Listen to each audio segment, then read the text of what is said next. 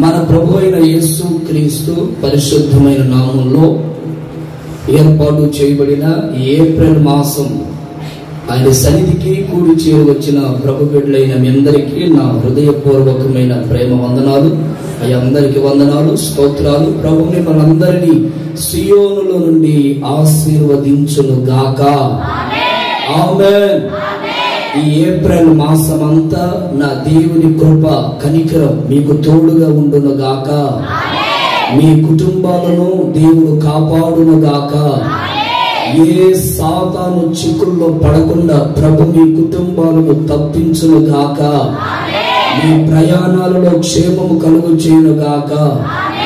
ఏ ఎండ దెబ్బ తగలకుండా ప్రభు మిమ్మల్ని కాపాడును గాక. మీ ఉద్యోగాలు, మీ వ్యాపారాలు, మీ కూలి పనులు, మీ వ్యవసాయాలు, మీ చేతి పనులన్నిటినీ ప్రభువే ఆశీర్వదించును గాక. ఈ ఏప్రిల్ మాసం అంతా మీరు మీ కుటుంబ సభ్యులందరూ సంతోషించేటట్లు దేవుని ఘనకార్యాలు మన కుటుంబాలలో జరుగును గాక. హల్లెలూయా. చాలా సంతోషం. ఈ ఏప్రిల్ మాసంలో అడుగు పెట్టడానికి ప్రభు సహాయం చేశారు. గడిచినటువంటి మార్చి మాసంలో ప్రభు మనకి ఒక చక్కటి వాగ్దానం చేశారు. నాకు అసాధ్యమైనది ఏదైనా ఉన్నదా? నిజమే, దేవునికి అసాధ్యమైనదంటూ ఏది లేదు. విశ్వసించండి. నేను విశ్వసించాను. ఎన్నో అసాధ్యమైన కార్యాలని దేవుడు నా జీవితంలో పరిచర్యలో సాధ్యపరిచారు. మీ వ్యక్తిగత జీవితాల్లో కూడా కొందరి జీవితాల్లో అలాంటి సాక్ష్యాలు ఉన్నాయి. అసాధ్యమైనవి సాధ్యపరిచే దేవుడిగా మీ జీవితాల్లో ఆయన కార్యాలు జరిగించి ఉన్నారు. Praise the Lord. హల్లెలూయా. ఈ మాసంలో కూడా ప్రభు మనకి ఏ వాగ్దానం ఇస్తారో ఒకసారి మనం చదువుదాం. ఆదికాండం 15వ అధ్యాయం మొదటి వచనాన్ని ఒకసారి నేను చదువుతాను. నాతో పాటు మీరందరూ కూడా ఆ వాగ్దానాన్ని చదవండి. ఇవి జరిగిన తరువాత యెహోవా వాక్యము అబ్రామునకు దర్శనమందు, అబ్రామా భయపడకుము, నేను నీకు కేడెము, నీ బహుమానము అత్యధికమగును అని చెప్పెను. హల్లెలూయా. నమ్మిన వాళ్ళు గట్టిగా విశ్వాసంతో పలకండి. హల్లెలూయా. ఇంకొంచెం బిగ్గరగా ఆమేన్ పలకండి. నమ్మిన వాళ్ళు గట్టిగా పలకండి. ఆమేన్, ఆమేన్, ఆమేన్. రైట్. ఇక మీరు శ్రద్ధగా వాక్యం మీద మీ దృష్టిని కేంద్రీకరించండి.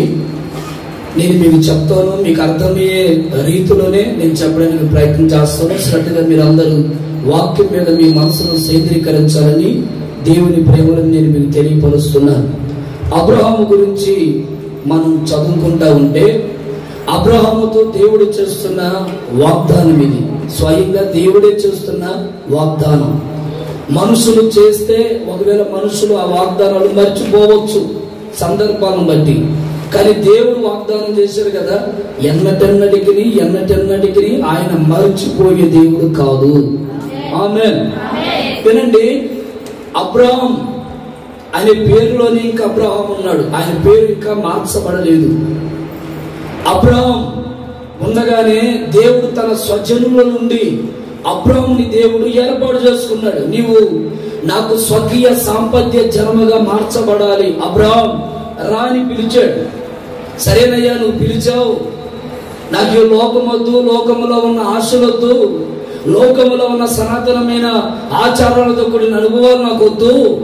ఎంతకాలం ఎంతో వ్యాపారం చేశాను, ఇవన్నీ నాకు అవసరం లేదు. ఇప్పుడు నువ్వు నన్ను పిలిచావు, నువ్వు పిలిచిన దగ్గర నేను వస్తాను అని అబ్రహాం దేవుని పిలుపుకు లోబడి తన స్వజనులందరిని విడిచి ఆయన చెప్పిన చోటుకు వచ్చాడు. ఇప్పుడు మీరు బాగా గమనించాలి. అబ్రహాము ఆ ప్రాంతానికి వచ్చిన తరువాత అబ్రహాము జీవితంలో చాలా నష్టాలు ఎదురయ్యాయి, చాలా కష్టాలు ఎదురయ్యాయి, చాలా శోధనలు ఎదురయ్యాయి.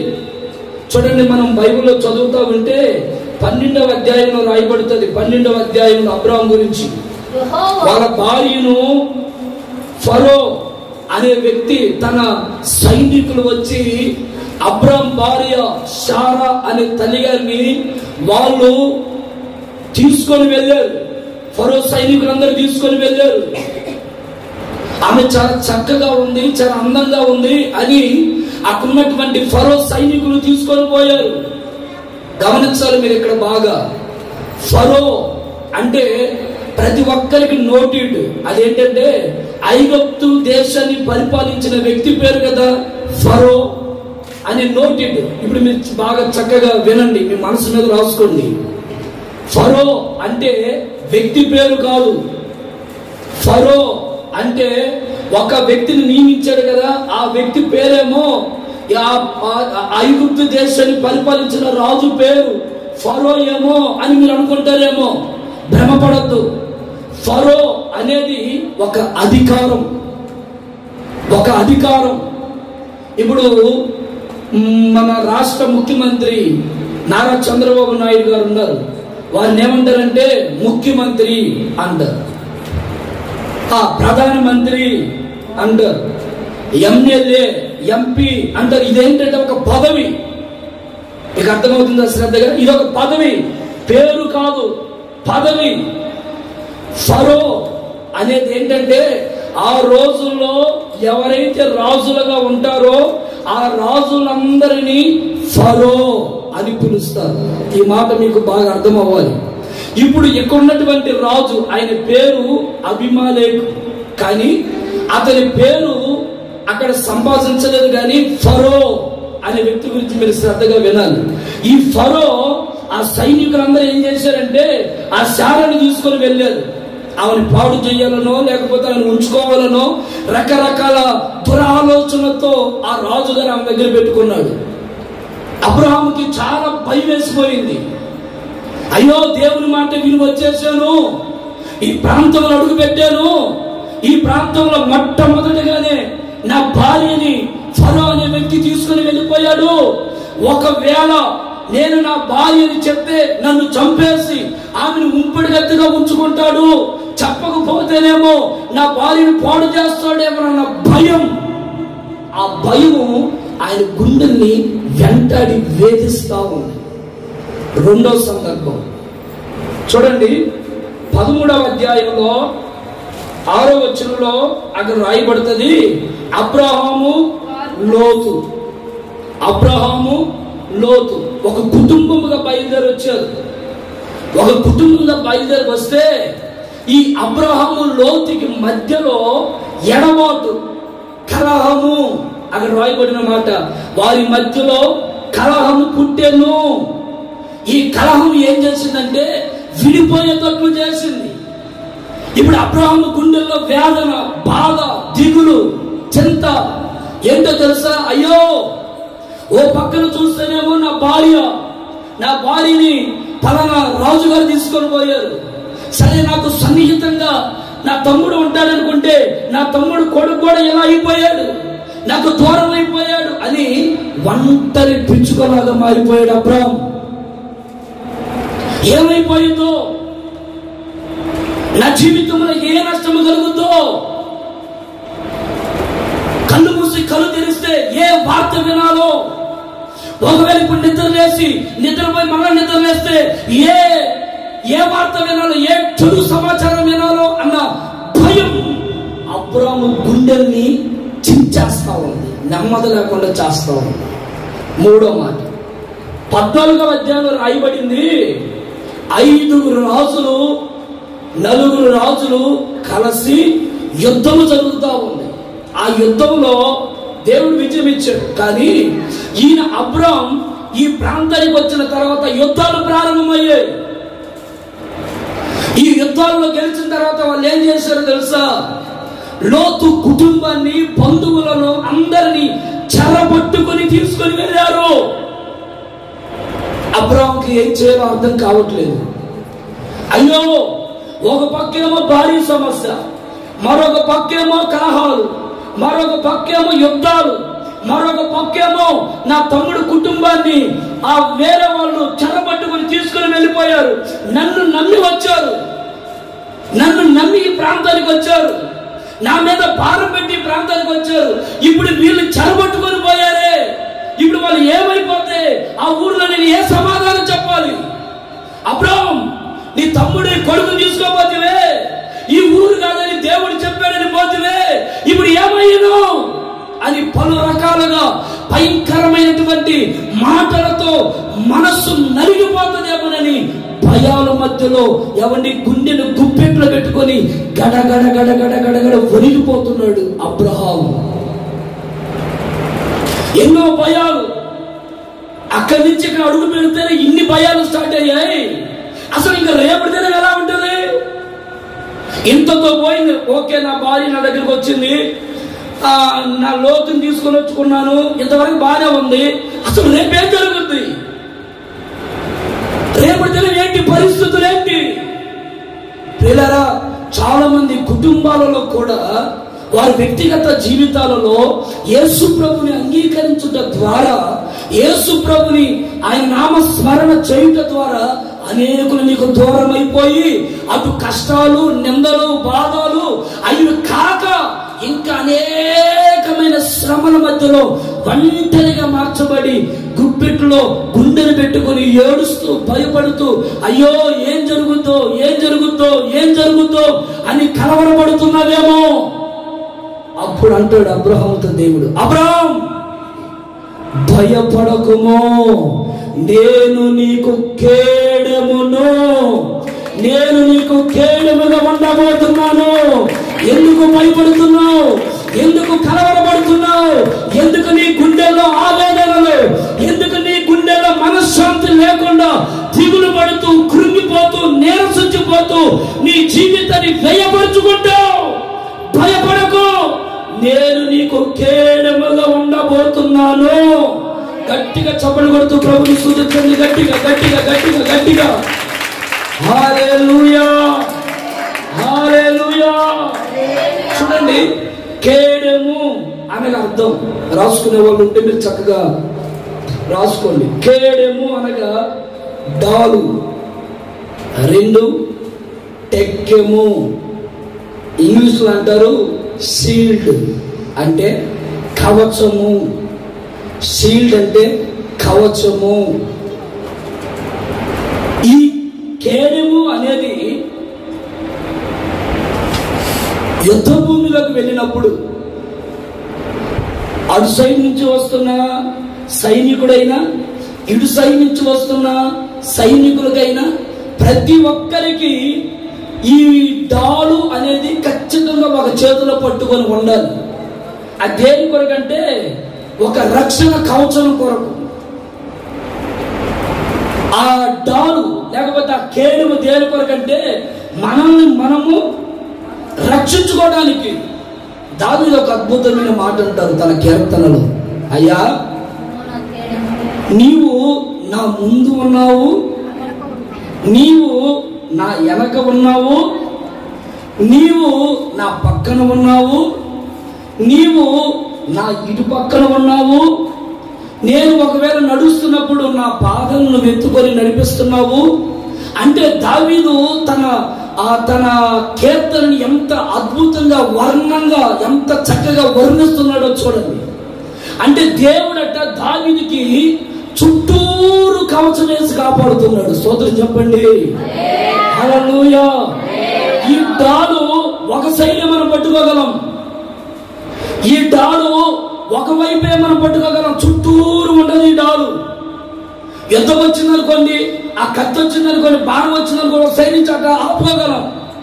కానీ పక్క నుండి వెన్నుపోటు పడిచేవాడు ఉంటాడు, అటు సైడ్ పెట్టుకోవడానికి ఇటు తిప్పేలోపు మళ్ళీ ఇటు నుంచి గుండెల్లో కూర్చోవాడు ఉంటాడు.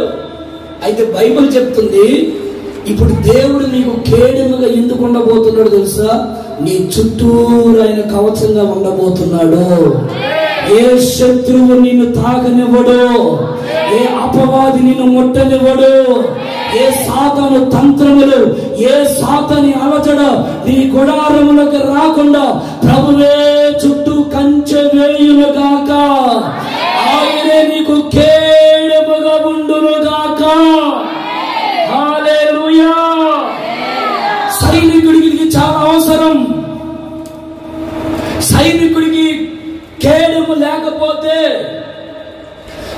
సైనికుడికి కేడెము లేకపోతే అతడు యుద్ధ భూమికి పనికిరాడు.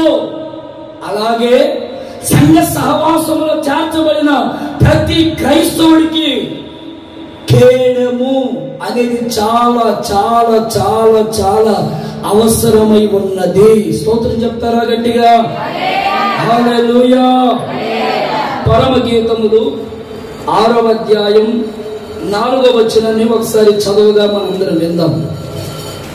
పరమగీతములు 6వ అధ్యాయం 4వ వచనాన్ని చదువుగా మనందరం విందాం. మైక్ ఇచ్చారు, చదవండి.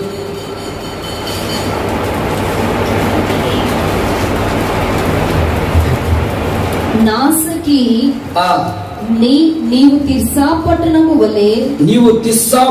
వలె సుందరమైన దానవు, యెరూషలేమంత సౌందర్యవంతురాలవు, టెక్కెముల నెత్తిన సైన్యము వలె భయము పుట్టించుదానవు. చాలు.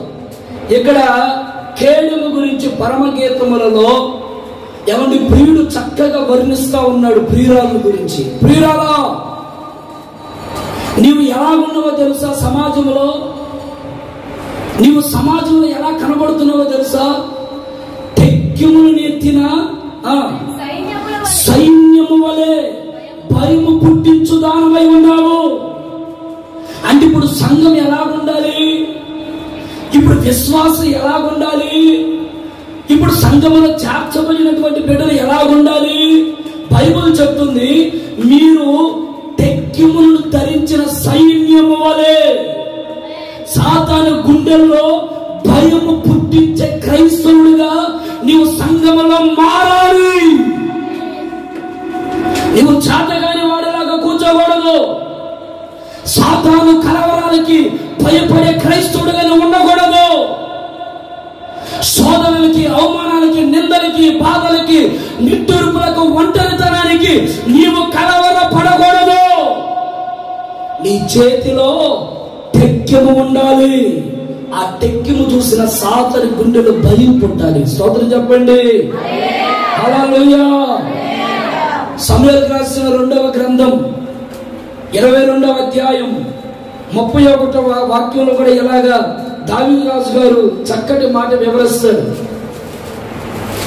ఆయన శరణజొచ్చు వారందరూ ఆయనకు కేడెము. చూడండి, ఆయన ఒక కుటుంబానికే ఉండడు. తలలో పైకెత్తి వాక్యాన్ని ఎక్కువ శాతం వినడానికి ప్రయత్నం చేయండి. ఆయన ఒక వర్గానికి మాత్రమే కాపుదలను ఇచ్చే దేవుడు కాదు. ఆయన ఇదిగో నువ్వు మా కులం కాదు, నువ్వు మా మతం కాదు, నీది నా రంగు కాదు, నువ్వెవరో అన్నట్లుగా వ్యత్యాసం చూపించే దేవుడు కాదు. నేను ప్రకటిస్తున్న దేవుడు ఎవరంటే ఇక్కడ రాయబడిన మాట, ఆయన్ని ఎవరైతే స్మరిస్తూ స్తుతిస్తూ ఉంటారో వారందరికీ ఆయన కేడెముగా ఉండబోతున్నారు. ఈ ఏప్రిల్ మాసంలో ఆయన వారందరికీ కేడెముగా ఉండబోతున్నారు. స్తుతించువారు ఎక్కడ ఉంటారో, కీర్తించువారు ఎక్కడ ఉంటారో, ఆయన నామాన్ని ఎరిగిన వాళ్ళు ఎక్కడ ఉంటారో, ఎక్కడ ఏ దేశంలో ఏ ప్రాంతంలో ఉన్నా వారందరి చుట్టూ దేవుడు కేడెముగా ఉండునుగాక. హల్లెలూయా. చెప్పండి బిగ్గరగా, హల్లెలూయా.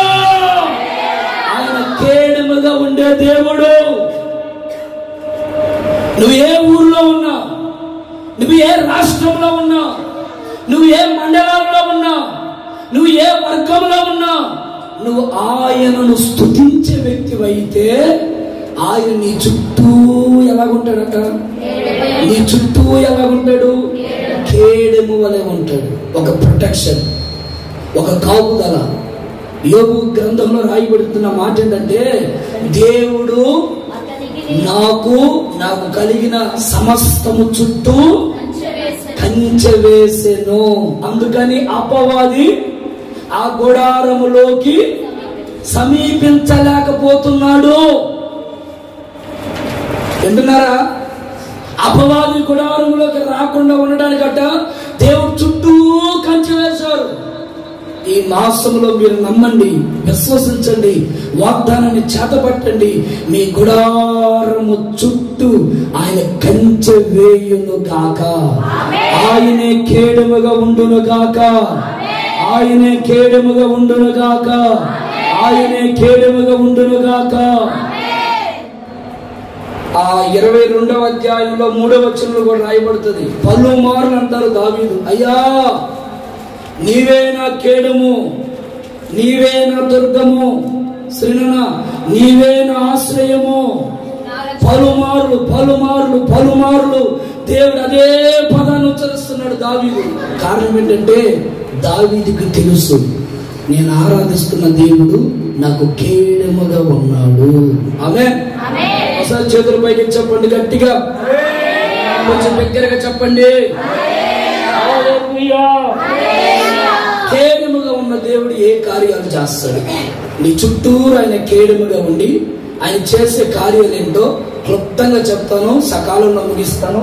ఒకసారి గట్టిగా చప్పట్లు కొట్టండి, గట్టిగా గట్టిగా, హుషారు కొట్టగా, హుషారుగా హుషారుగా. దావీదు రాసిన కీర్తన భాగం 3వ అధ్యాయం 1, 2, 3 వచనాలు చదవగా మనందరం విందాం. యెహోవా నన్ను బాధించువారు ఎంతో విస్తరించి ఉన్నారు, నా మీదికి లేచువారు అనేకులు. దేవుని వలన అతనికి రక్షణ ఏమీ దొరకదని నన్ను గూర్చి చెప్పుకునే వాళ్ళు అనేక మంది ఉన్నారు. యెహోవా, ఇప్పుడు చూడండి, యెహోవా నీవే నాకు కేడముగాను, నీవే నాకు అతిశయాస్పదముగాను, చూడండి, నా తల ఎత్తువాడవగా ఉన్నావు. స్తోత్రం చెప్పండి. చూడండి, ఆయన కేడముగా ఉండి ఆయన చేసే కార్యాలు ఏంటి? మొదటిగా దావీదు ఇక్కడ చక్కగా వివరిస్తా ఉన్నాడు. యెహోవా నన్ను బాధించువారు ఎంతో విస్తారంగా ఉన్నారయ్యా, నన్ను బాధపరిచే వాళ్ళు విస్తారంగా ఉన్నారు. కొన్ని శ్రమలను బట్టి, కొన్ని బాధలను బట్టి, కొన్ని అవమానాలను బట్టి, కొన్ని నిందలను బట్టి తల ఎత్తుకోలేకపోతున్నారు. ఎన్నో మానసికమైనటువంటి బాధలు, ఎన్నో భయానకరమైనటువంటి పరిస్థితులు. చూడండి, గమనించండి, అన్ని సమస్యలు నా మీద ఉన్నాయి. అయితే అదొక బాధ కాదట. 2, ఆయన మీదకి లేచేవారు ఇంకా ఎంతో మంది ఉన్నారు. ఒకటేమో బాధపరిచే వాళ్ళు ఉన్నారట, 2 అనేకులు లేచే వాళ్ళు ఉన్నారు. నెక్స్ట్ 3 అక్కడ రాయబడుతుంది. చూడండి, నన్ను గూర్చి చెప్పువారు అనేకులు. ఏం చెప్తున్నారు? రే ఇదిగో ఈ దావీదు యేసు ప్రభు నమ్ముకున్నారా? ఏం ప్రయోజనం కలిగింది? ఏ మేలు కలిగింది? దేవుడు దేవుడు దేవుడు దేవుడు అని దేవుడి దగ్గరికి వెళ్ళారా? ఏ మేలు కలిగింది? శ్రమలు, శోధనలు, అవమానాలు, కలవరాలు, నిందలు, ఏదో ప్రతి విధములైనటువంటి కీడులు ఎంత భయంకరమైన కలుగుతున్నాయని అనేకులు మాట్లాడుకుంటున్నారు. నిన్ను గురించి కూడా ఇలాగే మాట్లాడుకుంటున్నారా? దేవుని మందిరానికి వెళ్తున్నావు, ఏం చేశాడు దేవుడు నీకు మేలు?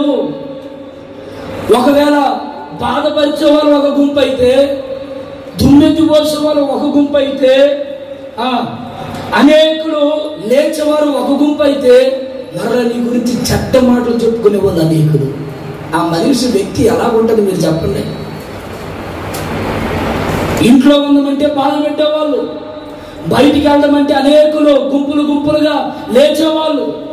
సరేలే ఈ ఊరు కాదు ఇంకొక ఊరు పోదామంటే ఆ ఊరికి పోతే ఆ ఊరికి ఫోన్ చేసి అలాంటోడు రావాడు, వాడు దేవుడి దగ్గరికి వెళ్ళి ఆ దరిద్రుడు అయ్యారా అని మాట్లాడుకుంటూ సమాచారాలు, ఎలా బ్రతకాలి, ఎలా జీవించాలో, ఏం చేయాలో అర్థం కాని ఒంటరి బ్రతుకు దావీదుది. మీరు బాగా గమనించండి, ఈ బాధలన్నీ ఎవరి ద్వారా కలిగాయి? ఆ పై వచ్చిన ఆ 3వ అధ్యాయం రాసిన వ్యక్తి గురించి చదవండి, బాగా చూడాలి. అబ్షాలోమును తన కుమారుని ఎదుట నుండి పారిపోయినప్పుడు. చూశారండి, అబ్షాలోము తన కుమారుడైన ఎదుట నుండి పారిపోయినప్పుడు రాసిన కీర్తన ఇది. ఎంత బాధకరమైన విషయమో చూడండి. తన కడుపుకు పుట్టినటువంటి బిడ్డ అతన్ని చంపాలని తిరుగుతున్నప్పుడు, అయ్యో నా బిడ్డ చేతులను పడితే నన్ను చంపేస్తాడేమోనని భయపడి పారిపోయినటువంటి సందర్భం. మీరు బాగా గమనించండి, 21 సార్లు సౌలు ఎన్నోసార్లు దావీదును చంపాలని ప్రయత్నం చేశాడు. 21 సార్లు. కానీ దావీదుకి ఎప్పుడు బాధ కలగలేదట. ఏముందిలే అన్నట్టుగా 21 సార్లు ఇతన్ని చంపేయాల ఎన్నో ప్లాన్లు, ఎన్నో పన్నాగాలు పనితే సౌలు వాటన్నిటిలో నుండి ఎప్పుడు బాధపడినట్లుగా లేదు. హ్యాపీగా పాటలు పాడుకుంటూ చక్కగా కొండల్లో గృహాల్లో దాముకుంటూ హ్యాపీగా గడుపుతా ఉన్నాడు. కానీ తన కుమారుడు అతను చంపాలని చూశాడే, అప్పుడు కలిగిందట తన మనసు నిండా బాధ. 21 సార్లు సౌలు చంపడానికి వస్తే బాధ లేదు. తన కడుపుకు పుట్టుకొని తన రక్తము పుంచుకొని పుట్టినటువంటి ఆ బిడ్డ అతను చంపడానికి వచ్చినప్పుడు కలిగిన ఆ బాధ వర్ణనాతీతం. కొన్ని సార్లు నీ గుండెల్లో వ్యాధులు పుట్టించేది ఎవరో తెలుసా? బయట కాదు, నీ ఇంట్లో వాళ్ళు. కొన్ని సార్లు జీవితం మీద విరక్తిని పుట్టించేది ఎవరో తెలుసా? బయట వాళ్ళు కాదు, నీ ఇంట్లో వాళ్ళు. వారు నీ యజమానుడు కావచ్చు, నీ యజమానురాలు కావచ్చు, నీ కడుపు పుట్టిన పిల్లలే కావచ్చు, నీ అత్తమామలు కావచ్చు, నీ తల్లిదండ్రులు కావచ్చు, నీ తోడులే కావచ్చు, ఎవరైనా కానీ నీ ఇంట్లో వారి ద్వారానే నీవు చెప్పుకోలేనటువంటి మానసికమైన వేదన, బాధ. దావీదు గుండెల్ని ఆ పిసిరేయడానికి కారణం ఏంటో తెలుసా? ఎవరికి చెప్పుకోవాలో తెలియట్లేదు దావీదుకి. దావీదు దగ్గర సైన్యం లేకేం కాదు. వాడి సంగతి చూడండి అంటే అడ్రస్ లేకుండా చంపేసారు, ఫీలింగ్ కూడా కనపడకుండా చేయగలిగిన సైన్యం వెనకుంది. కానీ ఒక మాట రాస్తారు చూడండి, ఆ మాట నీకు సమూయేలుకు రాసిన 2వ గ్రంథం 15వ అధ్యాయం 2, 15, 14 చదవండి. 14 త్వరగా చదవడం నేర్చుకోవాలన్నమాట. దావీదు వర్తమానం రాగా దావీదు యెరూషలేమునందున్న తన సేవకులందరికీ ఇలాగ ఆజ్ఞ ఇచ్చెను. చూడండి, అబ్షాలోము చేతిలో నుండి మనము తప్పించుకొని రక్షణ నొందలేము. మనము పారిపోదాము రండి హఠాత్తుగా వచ్చి అని హఠాత్తుగా అతడు వస్తాడు. మనలను పట్టుకొనక మనకు కీడు చేయక మునిపే పట్టణమును కత్తి చేత హతము చేయక మునిపే ఉండునట్లు మనము త్వరగా వెళ్ళిపోదాం రండి. దావీదు గుండెల్లో ఉన్న బాధ చూడండి. ఒక పక్క పేగు తెచ్చుకొని పుట్టినటువంటి ఆ బిడ్డని చంపలేక, ఒకవేళ ఆ బిడ్డని ఎదిరిస్తే తల్లి ఆ కొడుకు తండ్రి మధ్యలో గొడవలు రా, కొడుక్కి తండ్రికి మధ్యలో గొడవలు, వాళ్ళ మధ్యలో మనం ఎందుకు రా, వాళ్ళు తనుకొని సత్తా ఉంటారు రా బాబు, వాళ్ళతో మనకేం పనిరా అన్నట్లుగా ఒక తప్పుడు సమాచారం ఇంట్లో బయలుదేరుద్దేమోనని దావీదు ముందుగానే పరిగెత్తుతున్నాడట. ఇంకొక అద్భుతమైన మాట చెప్పమంటారా? తలలు పైకెత్తితే చెప్తాను, కొంచెం తలలు పైకెత్తి వాక్యం ఏంటంటే చెప్తాను. హల్లెలూయా, హల్లెలూయా. రాత్రి నేను పడుకునేది ఇంచుమించుగా 3:40 అయింది. మా వాళ్ళు స్తోత్ర ప్రార్థన లేచారు, అప్పుడు పడుకున్నాం. మళ్ళీ 6:15 లేచా. మీకంటే నాకు కూడా బాగానే నిద్ర వస్తుంది, కానీ వాక్యం మీద మనసును పెట్టండి. ఆమేన్. హల్లెలూయా. సంఘంలో ఏ వాగ్దానం కావాలని రాత్రి పగలు దేవుని సన్నిధిలో గడిపి చక్కగా రాసుకొని ప్రిపేర్ అయ్యి ప్రార్థన చేసుకొని సిద్ధపడి పరిశుద్ధాత్మ సహాయం ద్వారా మీ దగ్గరికి వస్తే మీరు చక్కగా ప్రార్థనలో ఉన్నారంటే ఏం ప్రయోజనం? ఏం ప్రయోజనం ఉండదు. చక్కగా వాక్యాన్ని వినండి. Praise the Lord. చెప్పండి ఒకసారి గట్టిగా హల్లెలూయా. చూడండి, యోబు బైబిల్లో మనందరికి బాగా సుపరిచయం. యోబుకి ఎన్ని శ్రమలు వచ్చాయా రాలేదా? యోబుకి బైబిల్ మొత్తంలో మనం చదివితే యోబుకు వచ్చినటువంటి శ్రమలు ఇంకే భక్తుడికి రాలేదు. కానీ బైబిల్ చరిత్ర ఆధారం చెప్తున్న మాట ఏంటంటే, బైబిల్ మొత్తం మనం బాగా పరిశీలిస్తే యోబు తర్వాత అన్ని శ్రమలు అనుభవించిన వ్యక్తి ఎవరైనా ఉన్నారంటే అది దావీదు ఒక్కడే. ఎన్ని శ్రమలో, ఎన్ని శోధనలో, ఎన్ని బాధలో, ఎన్ని అవమానాలు, కుటుంబం ద్వారా, బంధువుల ద్వారా, స్నేహితుల ద్వారా, సేవకుల ద్వారా, విశ్వాసుల ద్వారా, పరిచయమైన వారి ద్వారా రకరకాల బాధలు. ఒక్క మాటలో చెప్పాలంటే దావీదుని దేవుడు మిక్సీలో వేసి తిప్పేసాడు. ఇక దావీదుకి మించిన శ్రమలు ఏ భక్తులు అనుభవించలేదేమో. భయంకరమైనటువంటి శ్రమలు. ఇప్పుడు 3వ అధ్యాయానికి రండి. ఇన్ని శ్రమల మధ్యలో, ఇన్ని అవమానాల మధ్యలో, ఇన్ని కన్నీళ్ల మధ్యలో ఏమండి ఎంత బాధపడుతున్న సమయంలో 3వ వచనం అంటారు, యెహోవా నీవే నాకు కేడమయ్యా, నీవు నాకు కేడము. చూడండి, నీవు నాకు కేడముగా ఉన్న. ఇప్పుడు నా అతిశయం ఏంటో తెలుసా? నా గర్వం ఏంటో తెలుసా? నా గుండెలో ఉంటున్న తృష్ణ ఏంటో తెలుసా? నేను ఎన్ని బాధలు పడినా నా తల పైకెత్తువాడు నీవే. నా తలను పైకెత్తి నిలబెట్టే దేవుడవు నీవే. గట్టిగా చప్పుడు కొట్టుకుపోయారా? హల్లెలూయా.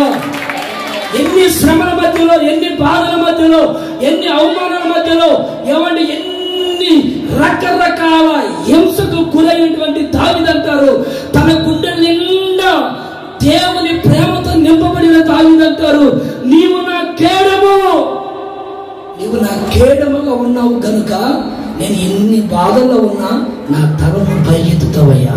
స్తోత్రం చెప్పండి. హల్లెలూయా. ఒక మాట నేను చెప్తాను, గమనించండి. నీకు ఎన్ని బాధలున్నా నీ కుటుంబంలో, నీ భర్త ద్వారా, నీ పిల్లల ద్వారా, నీ బంధువుల ద్వారా నువ్వు ఒకవేళ నలిగిపోతున్నావేమో బయటకు చెప్పుకోలేక, అయ్యో నాకు పిల్లలు లేరని నలిగిపోతున్నావేమో, అయ్యో నాకు అప్పులు ఎక్కువైపోయి నలిగిపోతున్నావేమో, అయ్యో నా ఇంట్లో సరైన నా మాట వినేవాళ్ళు లేరని నలిగిపోతున్నావేమో. పిల్లలు భర్త పనికి భర్త, భార్య పని భార్య, నచ్చినట్లుగా వాళ్ళకి మెచ్చినట్లుగా బతుకుతున్నది. ఏంట్రా ఈ బ్రతుకు అన్నట్లుగా నలిగి వేదన పడి, అవమానపరచబడి, నిందించబడి ఇక నీవు భరించలేనన్ని బాధలు పడుతూ ఉన్నావేమో. కానీ ఒక్క మాట చెప్పగలను, నువ్వు ఎన్ని బాధలు పడుతున్నా నీ తలను పైకెత్తే దేవుడు మాత్రం ప్రభు అయిన యేసుక్రీస్తు ఒక్కడే.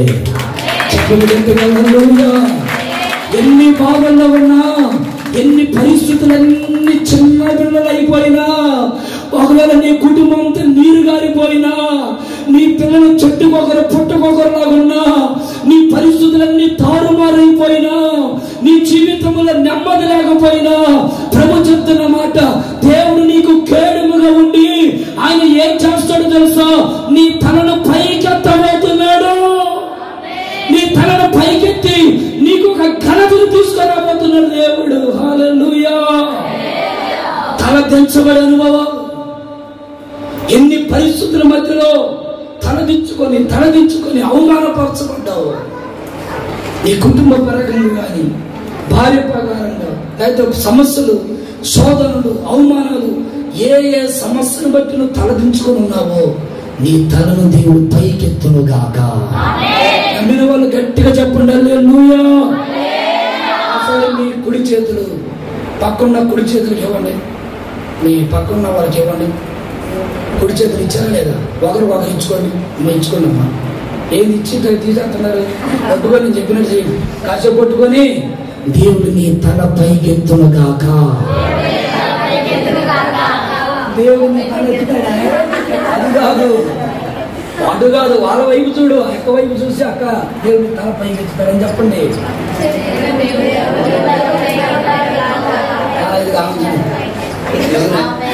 నువ్వు కూడా చెప్పచ్చుగా మాట, నీ తల దేవుడు ఎత్తుతాడని. ఆమె చెప్తుంటే ఇప్పుడు నువ్వు కూడా చెప్పు. ఒకరు చెప్పుకోండి.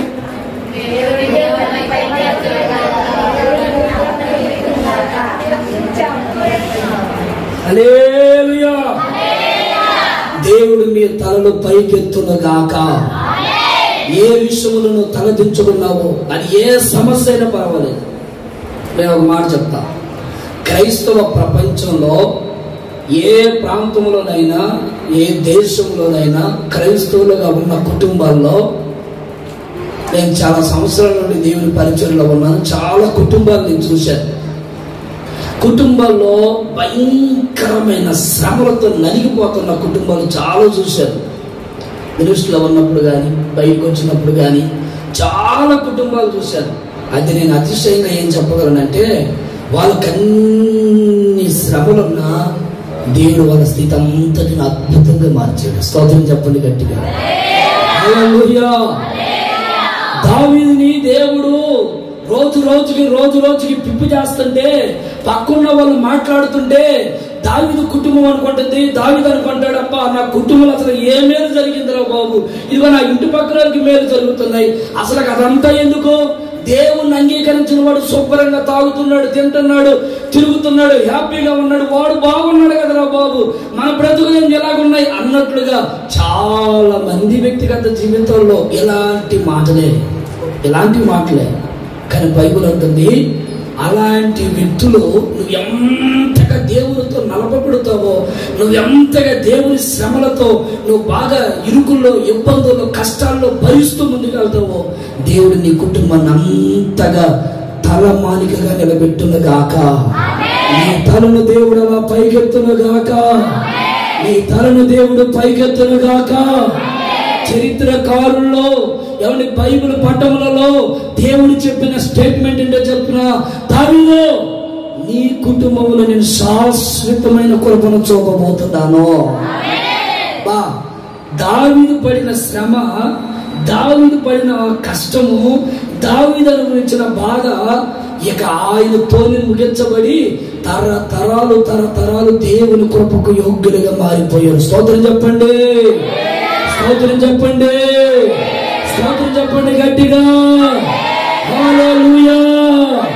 ఈ రోజు నీకు శ్రమ రావచ్చు, ఈ రోజు నీ కుటుంబంలో బాధ కలగచ్చు, ఈ రోజు నీ తల తెంచబడిందని, అవమానపరచబడిందని, 10 మందిలో ఉద్యోగం చేస్తున్నా, వ్యాపారం చేస్తున్నా, ఒకవేళ ఎందుకు నాకు ఈ పరిస్థితి అని ఒకవేళ నీ మనసు నీరసించిపోయి ఉండొచ్చు. అయితే ఒక రోజు ఉంది, ఆ రోజు దేవుడు నీ తలను పైకెత్తును గాక. హల్లెలూయా. ఎవడు నీ మీద పేదాలు విరిచిన వాళ్ళందరూ పేదాల మీద, నోటి మీద ఏలేసుకునేటట్టు దేవుడు చెయ్యను గాక. ఆమేన్. సంతానం లేదు, మందిరానికి పోయావు, ఏం మేలు కలిగింది అని నిందిస్తున్నారా? అప్పులు అన్నాయి, ఏం మేలు కలిగింది? ఎప్పుడు దేవుడు తీర్చే రోజు అప్పులలో అయిపోతున్నావు అని నిందిస్తున్నారా? పెళ్లిళ్ళు కాలేదు అని నిందిస్తున్నారా? కుటుంబంలో సమస్యలు, నీ భర్త తాగుపోతాడు, నువ్వే మందిరానికి వెళ్తున్నావు, మీ ఇంట్లో సమాధానం లేదు అని నిందిస్తున్నారా? దేన్ని నిందలు నీ మీదకి వచ్చిన పొరపాటున మనుషుల మాట లక్ష్య పెట్టద్దు. బైబిల్ ఒక మాట ఉంది, మనమట ప్రతి సమస్యని ఎట దులుపుకొని వెళ్ళిపోవాలి. స్తోత్రం చెప్పండి.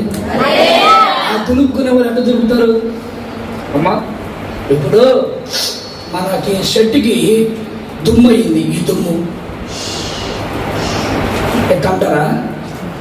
అట్ట అనుకుంటే అది బాగా అతుక్కోపోయింది. మీకు తెలుసు తెలీదు? దుమ్ముని చిన్నగా ఇట్టి రుద్దారు అనుకోండి, ఆ సొక్కగా అతుక్కోపోయింది ఆ దుమ్ము. దాన్ని దులుపుకోపోయారు అనుకోండి, ఆ దుమ్ము కనపడదు. Praise the Lord. కొంతమంది ఓరకనే వేస్తా ఉంటారు, నిందలు ఓరకనే పెడతా ఉంటారు, బాధలు. అంటే అయ్యా ఉందిలే, అయ్యా అక్క అంతే, ఇప్పుడు దులుపుకోపో, నీ మనసు ప్రశాంతంగా ఉంటుంది. అక్క అయ్యా నేను చెప్పకూడదు కదయ్యా, అసలు ఇంక నువ్వు ఏడుచుకుంటా కూర్చొని వనుకో, ఇంకా అంతే నీ పరిస్థితి. నీ ఇంట్లో అట్లా ఆగే ఉంటాం. ఏమండి, కొన్ని సమస్యలు దులుపుకోనుకో, మనసు ప్రశాంతంగా ఉంటుంది. కొన్ని పరిస్థితుల్ని ఒకవేళ నిందిస్తున్నారా, బాధిస్తున్నారా, దులుపుకొనిలో దేవుడు నీ తలను పైకెత్తునుగాక, దేవుడు నీ తలను పైకెత్తునుగాక, దేవుడు నీ తలను పైకెత్తునుగాక. కొండ గృహాల్లో దాంకున్నావుగా దావీదు, ఆ లోయల్లో ఈ లోయల్లో, ఆ కొండల్లో ఈ కొండల్లో దాంకున్నావుగా, ఏంటి భయపడుతున్నావు? ఏం కలేరా బాబు, ఆయా ఉందిలే, దులుపుకొని పోయాడు. ఇప్పుడు సింహాసనం మీద ఎక్కువ కూర్చున్నాడు దావీదు. స్తోత్రం చెప్పండి. కొన్నిసార్లు దాగి ఉండడం మేలే, మనకు అది క్షేమమే. అదేదో మన కష్టమేం కాదు, శ్రమలు వస్తున్నాయి, అది మనకు మేలే. దాని తర్వాత నీ గొప్ప విజయం కలుగునుగాక. చూడండి, ఆదికాండం 40వ అధ్యాయంలో 11వ వచనం ఒకసారి చదువుదామా. యోసేపు చెరసాల్లో ఉన్నప్పుడు యోసేపు దగ్గరికి ఎత్తరి వ్యక్తులను ఆ చెరసాల్లో పడేశారు. ఒక అతని పేరు పానదాయకుడు, మరొక అతని పేరు భక్షకారుడు. వీరిద్దరూ రాజుగారి దగ్గర ఉండేవాళ్ళు. వీరు చేసిన తప్పును బట్టి వీరు తీసుకొని వచ్చి చెరసాల్లో వేశారు. మీకు తెలుసు కనుక కొద్ది ముందుకు వెళ్తున్నాను. చెరసాల్లో వేస్తే అయ్యో ఇక మా బ్రతికింతేనా అన్నట్లుగా వాళ్ళు వేదన పడుతూ ఏడుస్తూ ఉన్నారు. వాళ్ళకి ఒక కళ వచ్చింది, పానదాయుడికి ఒక కళ వచ్చింది. ఆ కళ ఒకసారి చూడండి. 10వ వచనం. ద్రాక్ష వల్లికి 3 తీగలుండేను, అది చిగురించినట్లు ఉండేను, దాని పువ్వులు వికసించెను, ద్రాక్ష ఫలములాయను, మరియు ఫరో గిన్నె నా చేతిలో ఉండేను. ఆ ద్రాక్ష రసం నేను పట్టుకొని ఫరో గిన్నెలో వాటిని పిండి ఆ గిన్నె ఫరో చేతికి తన కళను అతనితో వివరించి చెప్పాను. అప్పుడు యోసేపు దాని భావం మీదే దేవుడు మరణి తలను పైకెత్తబోతున్నాడు. ఆమె చెప్పండి గట్టిగా. ఎన్ని నిందల మధ్యలో, ఎన్ని అవమానాల మధ్యలో వచ్చిన పానదాయకుడితో చెప్తున్నారే, వాడి జాబ్ ఊడిపోయిందిరా, తీసుకోబోదిగా చెరసాల పడేసాను అని సంకలు కొట్టుకునే వాళ్ళు ఉన్నారు, నవ్వుకునే వాళ్ళు ఉన్నారు, ఎంగిగా మాట్లాడుకునే వాళ్ళు ఉన్నారు. పానదాయకుడు చెరసాల్లో ఉంటే ఇప్పుడు యోసేపు చస్తున్నాడు. పానదాయకుడా, మరలా దేవుడు నీ తలను నీ రాజు దగ్గర పైకెత్తబోతున్నారు. నువ్వు ఎన్ని అవమానాలు పడ్డావో, ఎన్ని నిందలు పడ్డావో, ఎక్కడ నీకు ఘనత లేదో అదే స్థలములో దేవుడు నీకు ఘనత ఇచ్చునుగాక. ఏ స్థలంలో నీ మీద నెపములు మోపారో ఆ స్థలములో నీవు దేవుని మహిమ కొరకు నిలబడుదువు గాక. ఏ వ్యక్తి నేను దూషించారో ఆ వ్యక్తి దగ్గర మరలా నీకు ఒక మంచి సాక్ష్యము కలుగును గాక. ఏ ప్రాంతంలో నీకు అవమానం కలిగిందో ఆ ప్రాంతంలో దేవుడు నీకు ఘనతను అనుగ్రహించును గాక. హల్లెలూయా. బాధను బట్టి కలవరపడద్దు. నేను చెప్పే మాట మీరు బాగా శ్రద్ధగా ఆలకించండి. బాధను బట్టి కలవరపడద్దు. గుంపుగా లేచేవారిని బట్టి బాధపడద్దు. నీ గురించి తప్పుడుగా సమాచారం చెప్పే వ్యక్తుల గురించి నీవు పొరపాటున ఆలోచన చేయదు. ఆ థింకినే మర్చిపో, వదిలేయి. వాళ్ళు ఏమనుకుంటున్నారు, వీళ్ళు ఏమంటున్నారు, ఇదిగో ఆ ఇంటి పక్కన అయితే రోజు నా గురించి మాట్లాడుకుంటాడు. మాట్లాడుకుని వాడు నోరు వాడు ఇష్టం. నీకేమైంది? నీ నోటికి ఏమైనా ఇబ్బంది అయిందా? మాట్లాడుకొని అబ్బే ఆ యొక్క ఒకటి మాట్లాడకట్ట నేను కూడా సహాయం చేద్దా, నోటికి నోరు నా సహాయం కూడా అందద్దా అని నోటికి సహాయం చేయడానికి పోతారు. అందుకు అనుకుంటారు. అందుకే మరి అప్పుడు రాగా గొడవలు ఏమి ఉండవు. నోటికి సహాయం చేద్దామని పోతాం కదా. ఆ నోటికి సహాయం చేస్తే ఆ నోటి మాట కొంచెం ఎక్కువయ్యి ఇక ఒకరు యుద్ధము యెహోవాదే అని వాడుకోవాలి. నేను చెప్పే మాట ఏంటంటే వాళ్ళు ఎన్నైనా నేను బాధ పెట్టినాయి, కానీ ఒకటి నువ్వు చేయని ప్రతి దానికి నీ మీద నెపాలు మోపినా నువ్వు పలిత్తి ఒక మాట అనద్దు. మరలా దేవుడు నిన్ను తలగా నియమించును గాక, దేవుడు నిన్ను నిలబెట్టును గాక. నువ్వు ఏ స్థలంలో నీకు అవమానం కలిగిందో అక్కడే దేవుడు నీ ఘనతనిచ్చును గాక. ఏ పెదాలు నీ గురించి విరుచుకుపడేటట్లుగా మాట్లాడారో అదే పెదాలు మరల నీ గురించి మంచి సమాచారం పలిగేటట్లు దేవుడు చేయను గాక. గట్టిగా చెప్పండి హల్లెలూయా, హల్లెలూయా, హల్లెలూయా. 27వ కీర్తన రాయబడింది, యెహోవా యెహోవా నా చుట్టూ శత్రువులు ఉన్నారు, అయినను నా తల ఎత్తువాడవు నీవే. ఆమె చెప్పండి. 27వ అధ్యాయం ఆ ఊరికి ఇంకా దొరకల. చదువు. అప్పుడు నన్ను శత్రువుల కంటే ఎత్తుగా నా తల ఎత్తబడింది. స్తోత్రం చెప్పండి. నేను అవమానపరిచిన వారందరికంటే నువ్వు ఒక తలగా ఉందువు గాక. బైబిల్లో ఒక వాగ్దానం ఉంది, నువ్వు తలగా ఉంటావు గాని అప్పు ఇచ్చే తట్టుకుంటావు గాని అప్పు ఇప్పుడు దాకా అప్పు కొరకు చేసావు. ఇక చెయ్యి చాపేటట్లుగా దేవుడు నేను ఉంచడు, ఇచ్చేటట్లుగా దేవుడు నీ చెయ్యిని ఆశీర్వదించును గాక. నీ చేతిని దేవుడు ఆ విధంగా ప్రతిష్ఠించును గాక. నీ నోటిని ఆ విధంగా ప్రతిష్ఠించును గాక. నీ జీవితాన్ని దేవుడు ఆ విధంగా ఆశీర్వదించును గాక. నీ శ్రమలన్నిటికీ కారణము అది ఏ సమస్య అయినా అది నీకు మేలుగానే మారిపోవును గాక. ఆమేన్. మరొక ఊర్లో జరిగిన సంఘటన కూడా చెప్తాను. మరొక ఊర్లో జరిగిన సంఘటన ఎస్తేరు గ్రంథం 6వ అధ్యాయం. షూషాను అనే కోటలో ఒక శ్రేష్టమైన పరిపాలన జరుగుతుంది. అక్కడ యూదులు ఉన్నారు. యూదుల పక్షముగా మొర్దెకై ఉన్నాడు. ఈ మొర్దెకై రాజుగారి దగ్గర ఒక సైనికుడిగా లేకపోతే కాపలాదారుడుగా ఉన్నాడు. ఈ కాపలాదారుడి మీద హామాను చంపాలని చాలా ప్రయత్నాలు చేశాడు. ఎన్ని ప్రయత్నాలు చేసినా ఆయనకు వల్ల కాలేదు. ఒక రోజు వచ్చింది, ఎట్టగైనా మొర్దెకైని చంపాలని ఒక మంచి ఉరి కొయ్యను తయారు చేయించాడు. మంచి కొయ్య ఒకటి తయారు చేయించాడు, సిద్ధపరిచాడు. ఇక రేపటి దినం మొర్దెకైని అక్కడ ఏలాడ తీయాలి. హామాను లేనిపోయిన మాటలన్నీ రాజుగారికి చెప్పాడు. రాజుగారు ఓకే, ముద్ర ఉంగరం వేసాడు. వేసేయండి, బలిచేసేయండి అన్నాడు. ఓకే, అంత అయిపోయింది. రేపటి దినం మొర్దెకై ఏమైపోవాలా చెప్పండి త్వరగా? ఉరికెక్కుతాడు. కానీ మొర్దెకై ఉరికెక్క ఆ రాత్రి జరిగిన విషయం ఏంటంటే, మొర్దెకై ఆయన పాటికైనా ప్రార్థన చేసుకుంటున్నాడు. రాజు ఏమో ఇంట్లో పడుకున్నాడు నిద్ర పట్ల. రాజుకి మెలుకు వస్తుంది. ఏంట్రా బాగా నిద్ర పట్టట్లేదు, రేపు ఏంటి, రేపు సైనికులారా ఏంటి రేపు కార్యక్రమం ఏముందయ్యా, మన వ్యక్తిని దాని మీద కొయ్యి మీద ఏలాడ చేసి ఊరేగించాలా అన్న. ఓకే సరే, నాకు అతను ఏమైనా మేలు చేసి చూడండి అన్నాడు. అయ్యా నిన్ను చంపబోతుంటే ఒక దొంగడు పరిగెత్తుకుంటూ వచ్చి నిన్ను చంపబోతుంటే వాడు నిన్ను కాపాడాడు. అవునా? మొర్దెకై నిన్ను కాపాడాడా? అవునయ్యా. నేను అతనికి ఏమైనా మేలు చేసినావు చదువు, ఆ లేఖనం లేకుండా ఉన్నాయని చదువు. అయ్యా నువ్వైతే ఇంతవరకు ఆయనకి ఏ మేలు చేయలేదయ్యా అన్నాడు. అవునా? సరే ఇది రాసుకో, ఆ చదువు.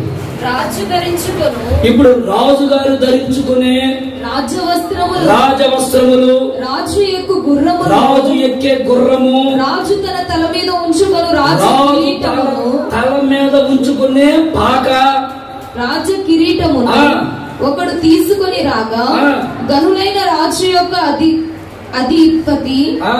అధిపతులలో ఒకడు ఆ వస్త్రములను ఆ గుర్రములను పట్టుకొని రాజు కనపరచన అపేక్షించు వానికి ఆ వస్త్రములను ధరింపచేసి. చూడండి, ఇప్పుడు ఆ వస్త్రాలన్నీ ఎవరికి ధరింపచేయమన్నాడు? మొర్దెకైకి ధరింపచేయమన్నాడు. స్తోత్రం చెప్పండి గట్టిగా. ఇప్పుడు 7వ వచనం చదవలేదు భక్తులు, ఒకసారి చదవమ్మా. రాజు అపేక్షించువానికి చెయ్యతగినదేమనగా రాజు ధరించుకొను రాజ వస్త్రములను, రాజు ఎక్కు గుర్రములను, రాజు తన తల మీద ఉంచుకొను రాజ కిరీటమును ఒకడు తీసుకొని రాగా గనులైన రాజు యొక్క అధిపతులలో ఒకడు ఆ వస్త్రములను ఆ గుర్రములను పట్టుకొని పట్టుకొని రాజు గణపరచన అపేక్షించు వానికి ఆ వస్త్రములను ధరింపచేసి ఆ గుర్రము మీద మూడో వచనం కూడా ఒకసారి చూడాలి. మూడో వచనం, రాజు ఆ సంగతి విని ఇందు నిమిత్తము మొర్దెకైకి బహుమతి ఏదైనను ఘనత ఏదైనను చెయ్యబడన అని అడుగగా రాజు సేవకులు అతనికి ఏమీ చేయలేదయ్యా ప్రత్యుత్తరం ఇచ్చిరి. ఇప్పుడు 12వ వచనం కూడా, తరువాత మొర్దెకై రాజు గుమ్మమున యొద్దకు వచ్చెను. అయితే హామాను తల కప్పుకొని దుఃఖించుచు తన ఇంటికి త్వరగా వెళ్ళిపోయెను. ఒకసారి స్తోత్రం చెప్పండి గట్టిగా.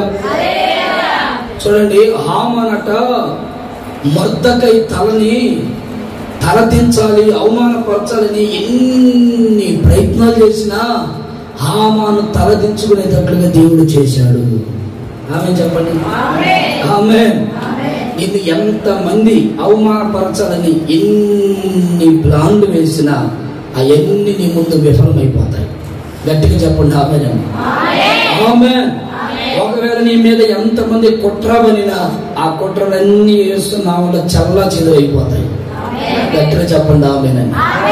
ఒకవేళ ఎవరైనా నీకు కీడు చేయాలని ఉద్దేశించిన ఆ కీడంతా దేవుడు మేలుగా నీ కొరకు మార్చును గాక. ఆయన చెయ్యగలిగిన సమర్థుడు. నీ తలనలా పైకెత్తుతాడు దేవుడు. నేను తలదించాలా, అవమానపరచాలా, వీళ్ళని నవ్వులు పాలు చేయాలా, వీళ్ళని అపహాస్యాలు చేయాలా, ఇదిగో అబ్బో వీళ్ళు తెల్లబట్టలు కొట్టుకొని బలి అవుతున్నారని నవ్వాలా, ఎగతాలు చేయాలా, నీ కుటుంబం చూడమ్మో అని రకరకాలుగా మాట్లాడతారే, వాళ్ళందరి ముందు దేవుడు నీ తలను పైకెత్తును గాక. గట్టిగా చెప్పండి. ఆమేన్. ఆమేన్. ఇంకా మనం ఇంకొక చరిత్ర ఉంది. ఆ చరిత్ర ఎలా చదువుకుండా వస్తే చాలా ఒకదాని తర్వాత ఒకటి ఇలా చాలా విషయాలు బైబిల్లో దేవుడు తల ఎత్తాడు అనే సందర్భాలు ఉన్నాయి. ఒక్క మాట చదవండి, నేను కొద్దిగా ముందుకు వెళ్తాను 2వ పాయింట్లోకి. ఆదికాండం 4వ అధ్యాయం 3వ వచనం. ఆదికాండం 4వ అధ్యాయం 3వ వచనం.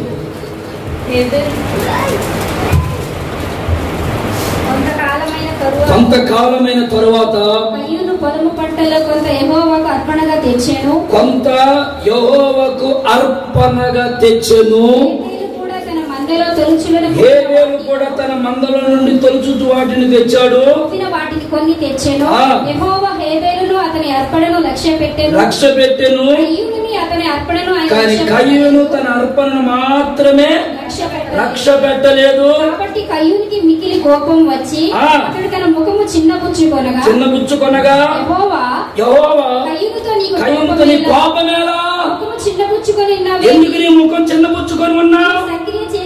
నీవు సత్క్రియ చేసిన ఎడల ఎత్తుకొనవా, నీవు సత్క్రియ చేసిన ఎడల. ఇప్పుడు వీడు మీకు కనపడుతుందా? అదే స్టీవెన్ ఇలా నువ్వు కనపడలేదు. హల్లెలూయా, హల్లెలూయా.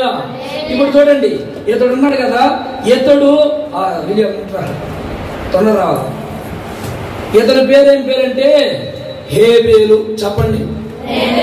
ఇతని పేరేం పేరంటే కయ్యూను. వీళ్ళిద్దరు ఎవరు? అన్నదమ్ములు. అయితే వింటున్నారు, చూస్తున్నారమ్మా, ఈ మిడిల్ సైడ్ చూడండి ఒకసారి, కళ్ళు చూడండి. అయితే ఈ అబ్బాయి మందిరానికి వచ్చాడు, ఈ అబ్బాయి మందిరానికి వచ్చాడా రాలేదా? నేను చెప్పలేదు గట్టిగా. ఇద్దరు వచ్చారు బైబిల్ పట్టుకొని, సంఘంలో బైబిల్ పెట్టుకొని, అయ్యా పారం పయ్యో తొందరగా టైం అవుతుందో అని ఆడావిడిగా వచ్చిన భక్తులు వీళ్ళిద్దరు వచ్చిన తర్వాత ప్రార్థన అయిపోయింది. ఇప్పుడు అసలు రంగం స్టార్ట్ అయింది. ప్రార్థన అయిపోయిన తర్వాత ఇప్పుడు దేవుని సన్నిధిలో వీళ్ళు ఏం చేస్తున్నారు? ఇప్పుడు చెప్పాలి, నోరు రావట్లేదండి. అయ్యా నీకు కావాలి అయినా తెచ్చావా? ఇదేమిటి అలవాటు. చూడండి, ఇప్పుడు ఇతను తెచ్చిన కాడికి ఏం చేశాడు? అర్పించాడు. అయిపోయింది, ఇతని పని అయిపోయింది. ఇప్పుడు ఇతను కూడా కానుక తెచ్చాడు. నీ కానుక ఎక్కడ అర్పించు? ఇద్దరు అర్పించారు. ఇప్పుడు ఇద్దరు కానుకలు ఇచ్చారా లేదా? ఎంత ఇచ్చాడనేది నన్ను అడగద్దు. ఎంత గట్ట ఈయనకి తగినట్టు ఈయన ఇచ్చాడు, ఆయనకి తగినట్టు ఆయన ఇచ్చాడు. ఇద్దరు మళ్ళా తొలి చూపు వాడినే తీసుకుని వచ్చాడు. కానీ ఇప్పుడు మీరు వినాలి, వీరిద్దరు అర్పణను దేవుడు అంగీకరించాడా అంటే అంగీకరించలేదు అని రాయబడింది. దేనికి? ఇతడు కానుకిచ్చాడు, ఇతడు అర్పించాడు. మరి వీరిద్దరు అర్పణ ఎందుకు అంగీకరించబడలేదు? ఒకటి తల తెచ్చబడింది, ఒకటి తల ఎత్తబడుతుంది. కారణం ఏంటి? హేబేలు అనుకున్న వ్యక్తట ఆయనకున్నటువంటి అర్పణ హృదయపూర్వకంగా దేవుని సన్నిధిలో అర్పించాడు. స్తోత్రం చెప్పండి గట్టిగా. హల్లెలూయా. అమ్మో, ఎంత డబ్బులు దేవునికి ఇవ్వాలా, ఎంత ఇవ్వాలా? ఏమంటారు కదా, భార్యనండి నాకేందంటే నీ ఎత్తమా కాదే, మరి ఏమైనా కట్టాలి వద్దా? ఆ పొదుపు సంగతి ఇప్పుడు ఏమన్నా నువ్వు ఇయ్యో చర్చిగా కాదు, నువ్వు ఇచ్చేది ఆ ఎంత ఎత్తనమైంది, మళ్ళా ఎత్తమంటది, మళ్ళీ ఎంత ఎత్తనమైంది. నేను అనుకో ఒక 1000 రూపాయలు, 1000 రూపాయలు, 1000 రూపాయలు ఇస్తావా దేవునికి? 1000 10 రూపాయలు కానీ ఇదే ఉంది మన దగ్గరికి. చల్లండి, పడుకో 10 రూపాయలు పా. చూడండి, ఈ 10 రూపాయలు ఇక్కడ పట్టుకొని వస్తారు. వీడు అదే ఆలోచన. అయితే ఈ హేబేలులో ఉన్న ఆలోచన విధానం మారిపోయింది. ఏంటంటే, నేను దేవునికి ఇచ్చే 10 రూపాయలైనా నా కానుకని హృదయపూర్వకంగా ఇచ్చాడు. స్తోత్రం చెప్పండి. అది 10 రూపాయలే కావచ్చు, ఇది దేవుని సొత్తు, దేవునికి ఇవ్వాలి, ఇది దేవుని సొత్తు అని హృదయపూర్వక సరుకులు, సంశయ గొనుగులు ఏమి హృదయపూర్వకంగా ఇచ్చాడు. బైబిల్లో రాయబడింది. ఇతని తల చదువు. ఇప్పుడు ఇంత తల ఏమైపోయింది? ఇతడు సత్క్రియ చేశాడు కనుక ఇప్పుడు ఇతని తల ఏమైపోయింది? పైకి ఎత్తబడింది. స్తోత్రం చెప్పండి. ఇప్పుడు ఇతడు ఉద్యోగంగా ఉన్నాడు, దేవుని మందిరంలో ఆసక్తిగా ఉన్నాడు. పక్కన ఉన్నాడే కయ్యూను. ఈ కయ్యూను ఏం చేశాడు తెలుసా? ఇక తల దించుకున్నాడు. మందిరంలో మనకేం కనతలేదు, ఇతను మాత్రం అన్నీ ఉన్నాయి. అబ్బో, ఇతను బాగా పాట పాడుతుంది, ఇతనికి బాగానే ఉన్నంత ఎవరు, మనకేం లేదని. ఇప్పుడు ఈయనకేం కలిగింది? విలియానికి, కయ్యూనికి ఏం కలిగింది? అసూయ కలిగింది. అదే మూర్ఖుడు, ఆ పక్కనే కదా కూర్చున్నది, మళ్ళా పక్కన కూర్చొని ఇట్ట అంటా ఉన్నా కానీ అంతలో ఇంటికి వేసాడు అని ఈడు అంటాడు. ఎవరు? నాతో వచ్చింది, నాతో వచ్చింది, అంతగా వినిపిస్తుంది అన్నట్టు. ఈడు ఈ మనసులో ఈ దుండేలకు ఏమైపోయింది తెలుసా? ఈ కోపంతో అతన్ని చంపేశాడని రాయబడి. ఈ కోపంతో అతను చంపేశాడు. అసూయ ఎంత కలహం లేపుతుందో చూసారా? అసూయ ఎంత భయంకరమైనటువంటి ఆ లోకపు ఊరులోకి తీసుకోపోయిందో చూసారా? ఈ కయ్యూను చేసినటువంటి ఒక దుర్మార్గమైన పని హేబేలును చంపడం. హేబేలు చచ్చిపోవడం దేవునికి చాలా మనసులో వేదన కలుగు చేసింది. కానీ హేబేలు చనిపోతే ఆయన రక్తమట నేలలో అరుస్తా ఉంది, కేకలేస్తుంది, మొరపెడుతుంది. అయ్యా అయ్యా, ఒక నీతిమంతుని చంపేశారయ్యా. Praise the Lord, praise the Lord, hallelujah. ఇప్పుడు కొంతమంది ఉగ్రవాదులు ఏమైపోయారో తెలుసా? దేవుని బిడ్డలకు వ్యతిరేకంగా లేచే వాళ్ళు ఏమైపోయారు తెలుసా? ఎవరిని మనిషిగానే ఉంటూ మనిషిలో మృగాన్ని సంపాదించుకుంటూ ఎవరిని రకరకాలుగా మనుషులు చంపేసే మానవత్వం లేకుండా పోయింది. మనుషుల్లో మమకారం లేదు. మంచి దైవజనుడు క్రైస్తవుకి ఒక ప్రజలందరికీ, క్రైస్తవ గొంతులన్నిటికీ ఒక గలం అని చెప్పడానికి సందేహం లేదు. అలాంటి ఒక గొప్ప దైవజనుడిని కొంతమంది వ్యక్తులు అతను ఏం చేశారంటే చంపేశారు. ప్రవీణ్ పగడాల. కారణం ఏంటో తెలుసా? దేవుడు సజీవుడు, దేవుడు రోషము కలిగిన వాడు, దేవుడు ఒక్కడే పరిశుద్ధుడు, ఆయన ఆరాధించడానికి ఆయన తప్ప మరొక దైవం లేదు అని సువార్త చాటి చెప్పిన మహావీరుడు. అలాంటి రోషము కలిగిన సావుకుని కొంతమంది ఉగ్రవాదులు ఏం చేశారంటే చంపేశారు. ఉగ్రవాదులు అంటే కాదు, మానవత్వం చల్లారిపోయి, ప్రేమ చల్లారిపోయి, మనిషిని మనిషిగా ప్రేమించట్లేదు, మనిషిని మనిషిగా గౌరవించుకోవట్లేదు. కులాన్ని బట్టి, మతాన్ని బట్టి, రంగులు బట్టి, హక్కులను బట్టి, అధికారాలను బట్టి ఘనతలు లోకంలో మనిషిని బట్టి ఘనతలు ఎప్పుడో పోయాయి. ఈ మనిషి ఎదురు పడితే పలకరించిన రోజులు ఎప్పుడో పోయాయి.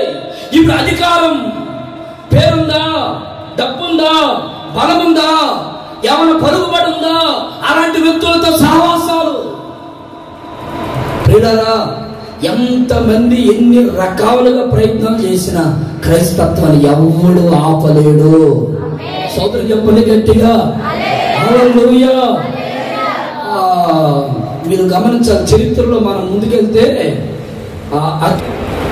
క్రైస్తత్వం హిందూ అనేది ప్రపంచ దేశం మొత్తంలో హిందూ అనేది ఒక మనిషిలో, చూడండి ఒక మనిషి అనుకోండి, ఈ మనిషిలో హిందూ అనే వ్యక్తులందరూ కలిపితే ఎంతమంది ఉంటారో తెలుసా? ఈ ముక్కు అంత ఉంటారట. ఎంత చెప్పాలందరూ? ముక్కు. ఇప్పుడు ఈ ప్రపంచ దేశంలో అందరిలో కలిపితే ముస్లిమ్స్ ఎంతమంది ఉంటారు అని అంటే ఇదిగో ఈ తల అంత ఉంటారు. ఇప్పుడు ఈ ప్రపంచ దేశం అంతటిలో క్రైస్తవులు ఎంతమంది ఉన్నారని చూస్తే ఇదిగో ఇక్కడ నుండి ఇక కింద వరకు క్రైస్తవులు. ఒకసారి వీళ్ళందరూ తిరగబట్టి ఈ ముక్కు ఎగిరిపోయి, ఈ ముక్కుకి, ఈ చీర ముక్కుకి ఎంత వేసాలో, ఎన్ని వేసాలో ఉన్నాయో. కానీ వీళ్ళ బాధ ఏంటంటే దేవుని ప్రేమ వీరి గుండెల్లో ఉంది. ఆమె చెప్పండి గట్టిగా హల్లెలూయా. కానీ ఈ రోజున ఏమైపోయిందంటే మమకారాలు చచ్చిపోయాయి, ప్రేమ చల్లారిపోయింది. క్రైస్తవుడిగా చూడొద్దు, ఆ భక్తుడు అదే చెప్తాడు, క్రైస్తవుడిగా చూడొద్దు, ఒక వ్యక్తిని ముస్లింగా చూడొద్దు, హిందువుగా చూడొద్దు, మనిషిగా చూసుకోండి, మంచిగా పలకరించుకోండి. మంచిగా మీరు ఉద్యోగాలకు వెళ్ళారా, పనులకు వెళ్ళారా, మంచిగా పలకరించుకో. ఏమైంది? వాళ్ళు మన శత్రువులా? కాదుగా. హిందూ, మేము క్రిస్టియన్స్, మేము బలగం అంటే కొత్తలో నా బాగున్నావా, ఏం సంగతి అన్నా, ప్రైజ్ గా అని చెప్పాల్సిన పని లేదు. మంచిగా పలకరించుకో, మంచిగా పరామర్శించుకో. మానవత్వం చల్లారిపోతున్న రోజు. కానీ బైబిల్ ఏమంటుందంటే నువ్వు ఎన్ని శ్రమలు పడుతున్నా నీ శ్రమలన్నిటికీ దేవుడు నీ తల పైకెత్తును గాక. గట్టిగా ఆమేన్, ఆమేన్.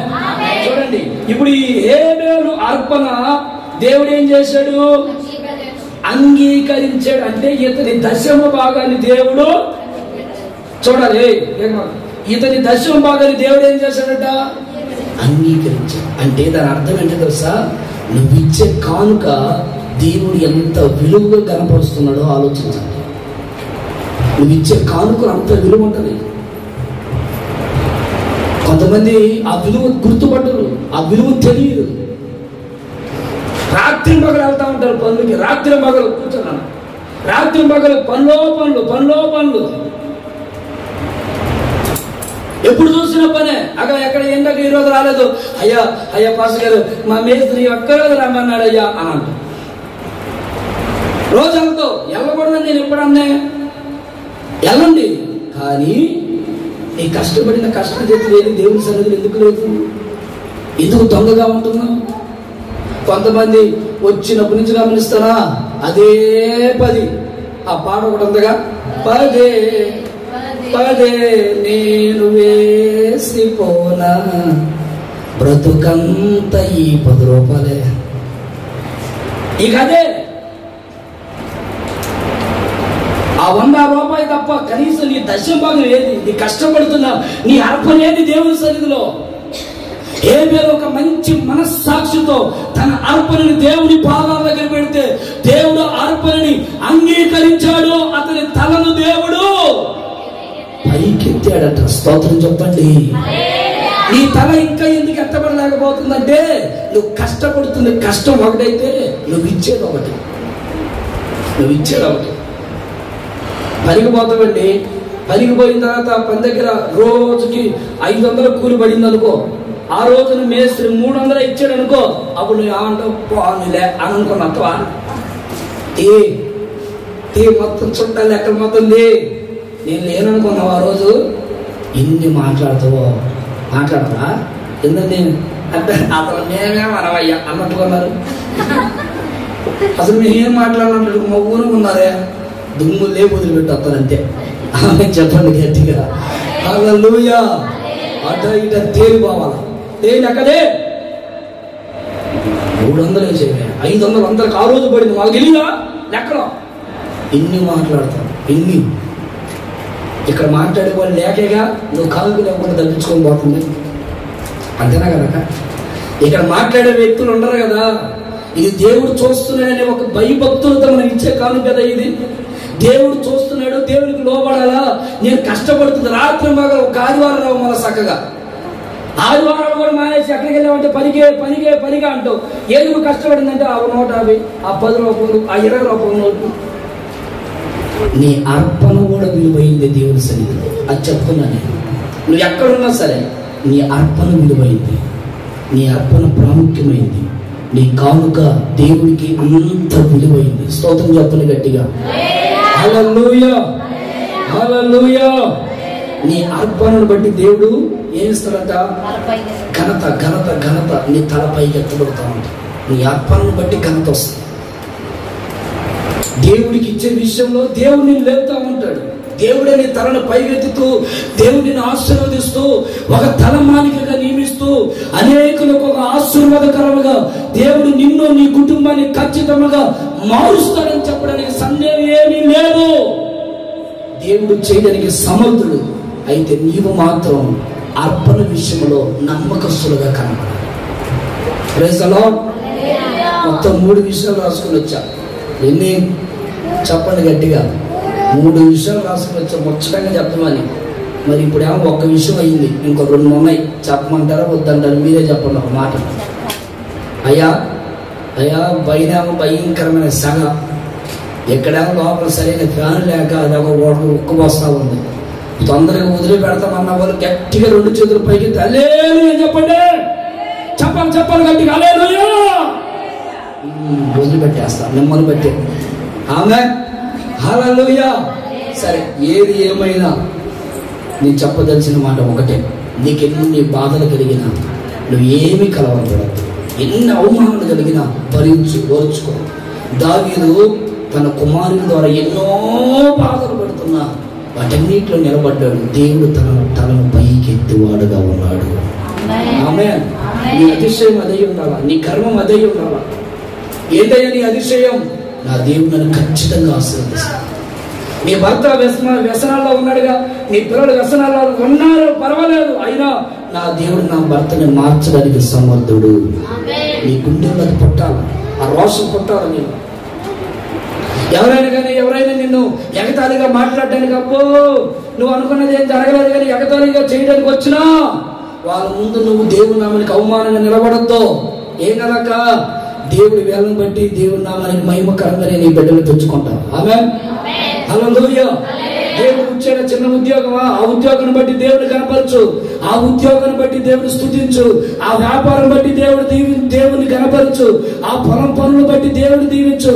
కొంతలోనే సమృద్ధైన ఆశీర్వాదం కోసుకునేటట్లు దేవుడు నీకు చేయనుగాక. హల్లెలూయా, హల్లెలూయా. దేవుడు చేయడానికి సమర్థుడైన వాడు. ఆయన పక్షపాతి కానే కాదు. ఈ మాటని మీ గుండెలో రాసి పెట్టుకోండి. దేవుడు పక్షపాతి కాదు. పలానా అక్కకే చేస్తాడు నాకు చేయడు అంటానికి లేనే లేదు. డాక్టర్లు ముద్ర ఇచ్చి చెప్పచ్చు, నీకు ఒకవేళ స్టాంపు గుర్తు చెప్పచ్చు, అబ్బే మీకు పొరపాటునిగా పిల్లలు పుట్టే అవకాశం లేదు, మీకు పొరపాటునిగో ఈ మేలు ఈ కోర్టులో మీకు న్యాయం జరగదు, ఇదిగో నీ బిడ్డకు ఆరోగ్యం కలగదు. ముద్రలేసి ఉండొచ్చు, కానీ ఒక దైవజనుడిగా నేను చెప్పగలను, ముద్రలన్నీ తుడిపివేయగలిగిన దేవుడు మన పక్షముగా ఉన్నాడు. నిన్ను తల పైకెత్తి, నీ తలను పైకెత్తి నిన్ను ఘనపరచగలిగిన దేవుడు మన దేవుడు. నీ స్థితిని మార్చగలిగిన దేవుడు మన దేవుడు. నీ పరిస్థితులన్నిటిని సరిచేయగలిగిన దేవుడు మన దేవుడు. నీ అవమానాలన్నిటిని కొట్టివేయగలిగిన దేవుడు మన దేవుడు. ఈ పరిస్థితుల్లో ఒక గొప్ప ఉన్నతమైన మార్పును తీసుకురాగలిగిన దేవుడు మనం ఆరాధిస్తున్న నజరేయుడైన యేసు. హల్లెలూయా చెప్పండి గట్టిగా, హల్లెలూయా. మనకు మేలు చేస్తాడు. ఏ విషయాన్ని బట్టి నువ్వు బాధపడద్దు. కొంతమంది బాధలు ఎట్టుంటాయంటే పైకి కనబడే బాధలు కొన్ని ఉంటాయి, గుండెల్లో వ్యాధుల్లో గుండెల్లో పెట్టుకొని కుమిలిపోయే బాధలు కొన్ని ఉంటాయి. పైకి కనబడే బాధలు చూడండి. పైకి ఒకవేళ నవ్వుతా బాగున్నారా, ప్రైజ్ లాడ్ అందరూ బాగున్నా అనుకుంటున్నా, వాళ్ళు అనుకుంటే అబ్బా నీకేమో మనం చక్కగా నవ్వుతున్నా, నీకేం కష్టాలు అనుకోవచ్చు. ఆ నవ్వు వెనక ఎన్నో బాధలు ఉండవచ్చు. ఒకవేళ నాకు తెలియకపోవచ్చు, నీ అంతరంగానికి తెలుసు. కానీ ఒకటి వాస్తవం, నీ తలని దేవుడు పైకెత్తుతాడు. ఆమేన్, ఆమేన్. నీ స్థితిని దేవుడు ఖచ్చితంగా మారుస్తాడు. నీకు ఆయన కేడెముగా ఉండునుగాక. ఈ మాసం నీకు ఆయన కేడెముగా ఉండునుగాక. అందరూ లేచి నిలబడండి. ఒక్క నిమిషం ప్రార్థన చేసుకుందాం. అందరు లేచి నిలబడండి. ఒక్క నిమిషం దేవుని సన్నిధిలో అందరూ ప్రార్థన చేసుకోండి. ఎవరు మౌనంగా ఉండదు. అందరు లేచి నిలబడండి.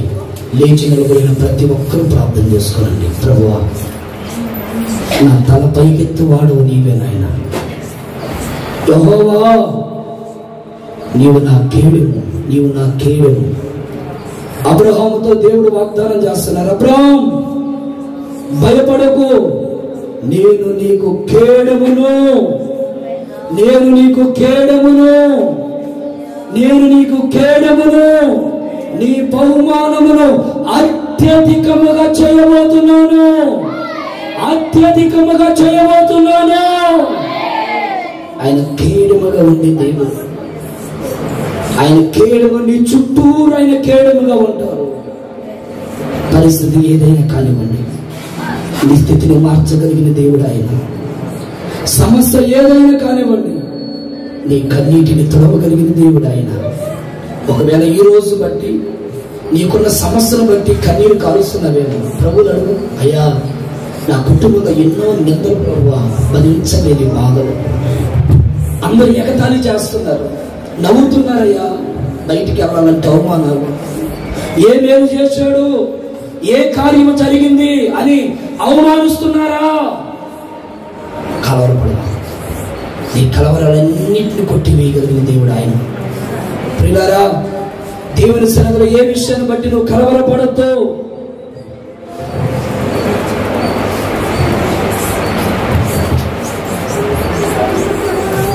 ఏ విషయాన్ని బట్టి నువ్వు అధైర్యపడద్దు. ఏ విషయాన్ని బట్టి నువ్వు కృంగిపోవద్దు. నీ పరిస్థితులన్నిటిని మార్చే దేవుడు ఆయన ఒక్కడే. నీ స్థితిగతులన్నిటిని మార్చే దేవుడు ఆయన ఒక్కడే. తీర్మానంతో ప్రార్థన చేసుకో, కన్నీరు కార్చు. ఏ అవమానంతో, ఏ బాధలతో నువ్వు తలదించబడ్డావో దాంట్లో దేవుడు నీ తలను పైకెత్తబోతున్నాడు. పానదాయకుని తల దేవుడు పైకెత్తాడు. పానదాయకుని తల పైకెత్తబడింది. అందరూ కన్ను మూసి దేవుని సన్నిధిలో ప్రార్థన చేసుకుందాం. ఎవరు మౌనం ఉండదు, అందరూ కళ్ళు మూయండి దయచేసి. వినయ భయభక్తులతో మీ చేతులు అలా ఊపుతూ, అయ్యా, నా జీవితాన్ని ఒక అద్భుతంగా మార్చయ్యా. ఒక పక్క బంధువులు, ఒక పక్క స్నేహితులు, ఒక పక్క ఇంట్లో వారు, ఒక పక్కనేమో అయ్యా నా తండ్రి చుట్టూ ఉన్నటువంటి ప్రజలు. నెమ్మది లేదు. బాధపడుతున్నావా? కలవరపడుతున్నావా? అయ్యో, నన్ను ఎవరు విడిపించగలరు ఈ బాధల్లో నుండి? అయ్యో, ఈ శోధన నుంచి నన్ను ఎవరు తప్పించగలరు? నిన్ను తప్పించగలిగిన దేవుడు ఒక ఆయన ఉన్నాడు. నిన్ను తప్పించగలిగిన దేవుడు ఒక ఆయన ఉన్నాడు. నీ స్థితిని మార్చగలిగిన దేవుడు ఒక ఆయన ఉన్నాడు. నీ పరిస్థితిని మార్చగలిగిన దేవుడు ఒక ఆయన ఉన్నాడు. నీ చేతులు అలాగే పైకెత్తి ఒక్క నిమిషం అందరూ ప్రార్థన చేసుకోండి. నా జీవితంలో ఒక అద్భుతంగా మార్పుని కల్పించింది. నా జీవితాన్ని ఒక అద్భుతమైనటువంటి అనుభవంలోకి నడిపించయ్యా. ఈ బాధల్లో నుంచి, ఈ అవమానాల్లో నుంచి నన్ను విడిపించు. నిందలు పడుతున్నావా? అయ్యో, ఆరోగ్యం లేదని నిందలు పడుతున్నావా? అయ్యో, పిల్లలు లేరని నిందలు పడుతున్నావా? అయ్యో, పెళ్లిళ్ళు కాలేదని నిందలు పడుతున్నావా? అయ్యో, సరైన ఆరోగ్యం లేదని నిందలు పడుతున్నావా? నీ నిందలన్నీ తొలగించగలిగిన దేవుడు ఆయన.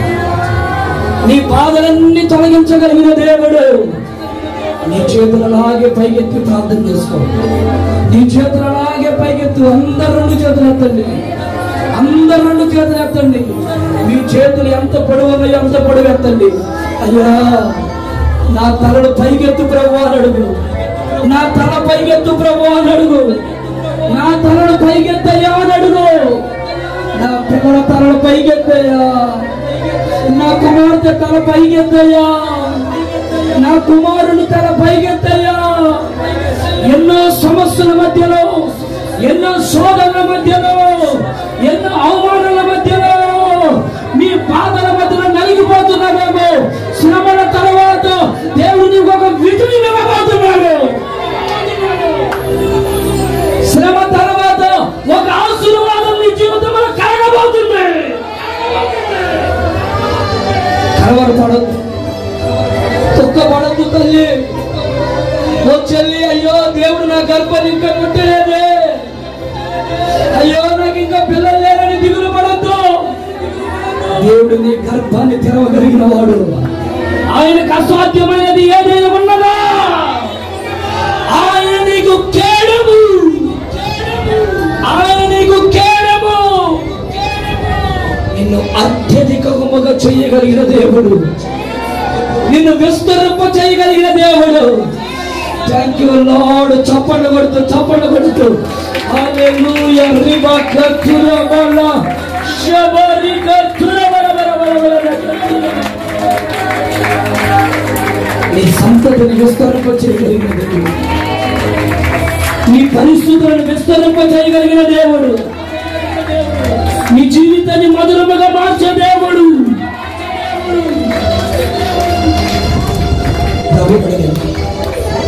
నీ అర్పణ ఎలా ఉంది?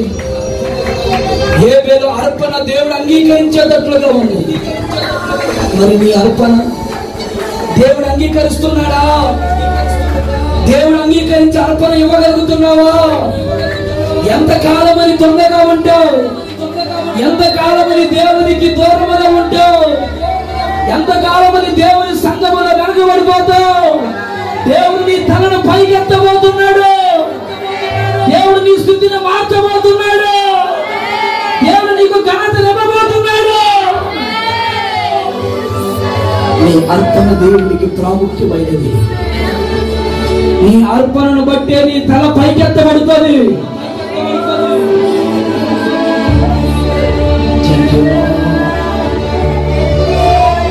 అందరిలాగే ప్రార్థన చేస్తున్నా.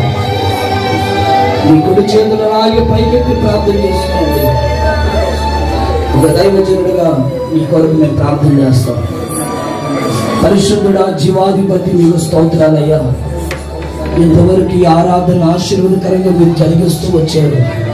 మీరు మాకు వాగ్దానం చేశారు, భయపడకము, నేను నీకు కేడము, నేను నీకు కేడము. మీరు మాకు వాగ్దానం చేశారు. ఈ వాగ్దానం అక్షరాలుగా మాలో నెరవేర్పు కలుగును గాక, అక్షరాలుగా నెరవేర్పు కలుగును గాక. జరగబోతున్న ప్రభు బలారాధన అంతటిని మహిమకరంగా జరిగించండి అయ్యా. మనలో పాలు పొందిన ప్రతి బిడ్డని మీరు పరిశుద్ధపరచండి, యోగ్యునిగా మార్చుకోనండి. ఏ ఒక్కరు అయోగ్యులుగా ఉండకుండా ప్రతి ఒక్కరిని యోగ్యులుగా మార్చి ప్రతి బిడ్డ తలను మీరు పైకెత్తుదరు దాకా. ఏ బిడ్డ తల దించబడిందో, ఏ సమస్యను బట్టి, ఏ అవమానాన్ని బట్టి, ఏ నిందను బట్టి తల దించబడిందో వారి తలలన్నీ పైకి ఎత్తబడును గాక. కార్యాలు చేస్తున్నందుకు కృతజ్ఞత స్తుతులు చెల్లిస్తున్నాం. జరగబోతున్న కార్యక్రమం అంతటిని మహిమకరంగా జరిగించండి.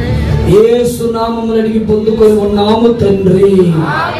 శబ్దం గట్టిగా ఆమేన్, ఆమేన్.